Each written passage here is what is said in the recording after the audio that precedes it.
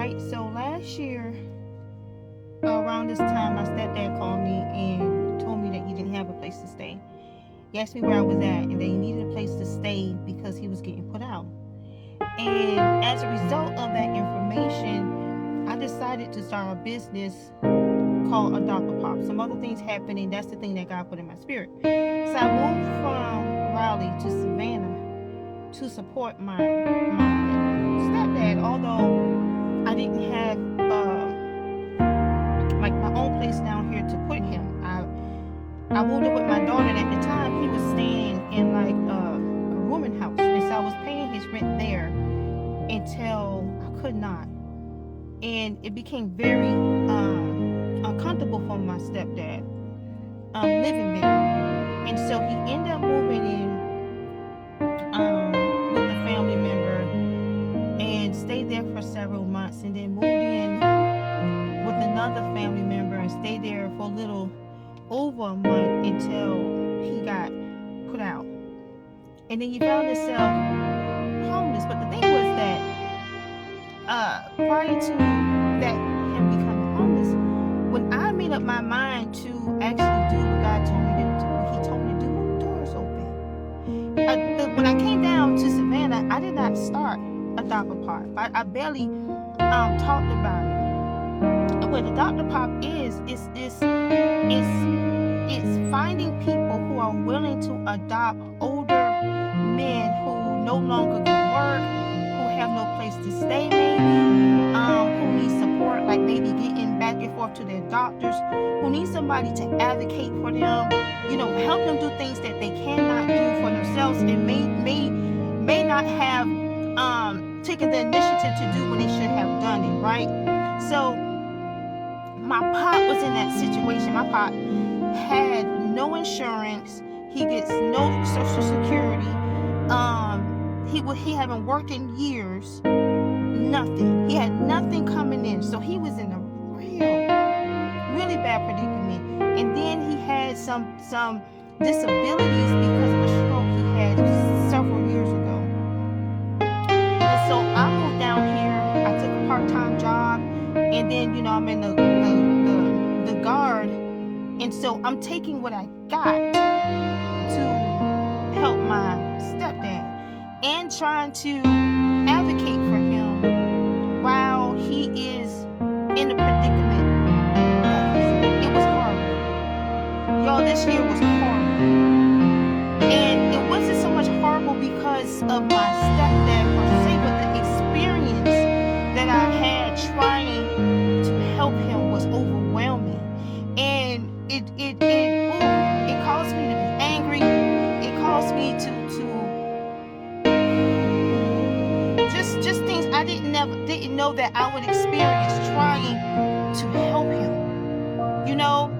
I got into conflicts, all kind of stuff. It was really bad for me and for others too, who extended themselves. Nevertheless, it wasn't until this last incident where, as I had to try to figure out something really quick, so I told God, I said, Lord, I'm going to take what I got. I said, I'm going to take everything I got, and I'm just going to open up a shelter. I said, Lord, you want me to adopt a pop adopt it is. And so that's what I did. That was my mindset. And before I can do that, God opened the door for me immediately. It almost wasn't until my mind and my heart came into alignment with what God said that He opened the door for my stepdad. It wasn't until then. It wasn't until I said, okay, this can be done. I don't know how to do it. I don't know what this is going to look like. But what I do know, I have been to every place. I have been to every assisted living. I have been to every shelter to try to find a way for my stepdad. I even got him a homeless ID because he didn't have an ID for years. I'm taking stuff. I'm taking blows, for the sake of him. And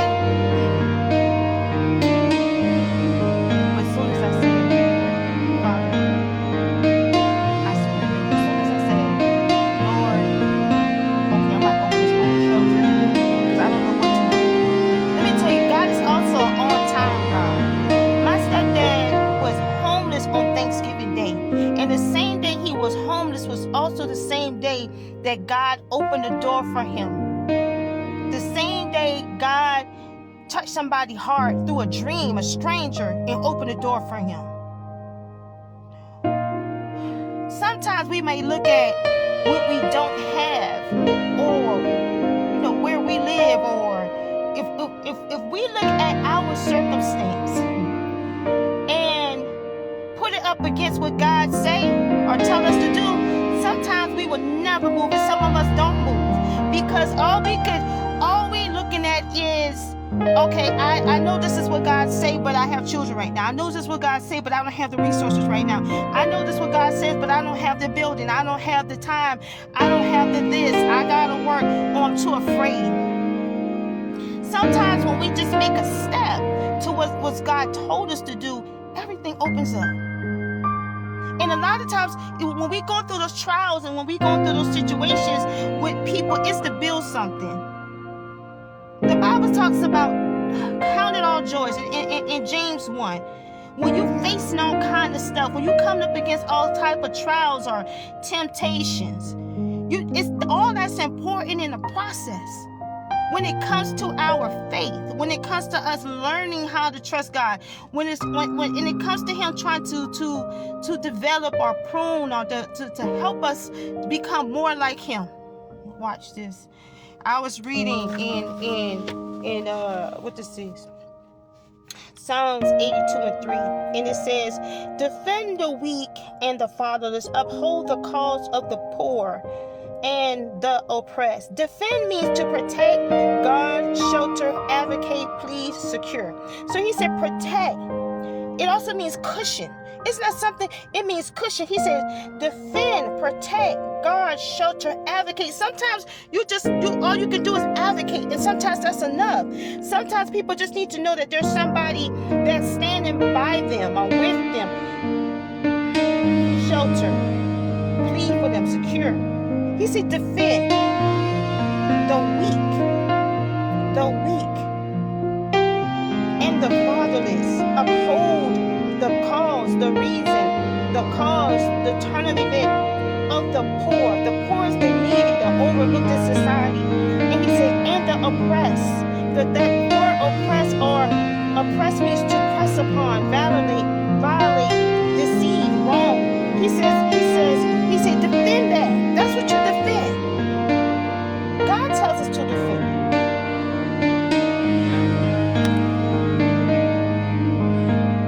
You ever need somebody to defend you? You ever have need defending? Like, I need defending. I was pre-teaching on mercy the other day. I need mercy, and I need somebody to defend me. You understand? So he said defend. Defend. You ever need somebody to defend you? Okay. So he says defend, guard, protect. So I went to every place here for people who these places have a waiting list out of this world. It's a waiting list. And then I was studying how the difference between homeless men and the homeless women, like the range in between men and women, that number is over 100,000. There's more homeless men than there are women. Because people going to come up with stuff with women, because a lot of times women are homeless. They're homeless a lot of times with children. Another thing they said is a lot of times women need shelter because of violence, so they need some place to be. Nevertheless, God called us to one another in one way or the other, not selectively, but who He called us to is who He called us to. And may He get the glory out of it. But sometimes when God gives you an idea, it doesn't matter what you have or don't have, or how you feel or don't feel about it. He expects you to step out on it.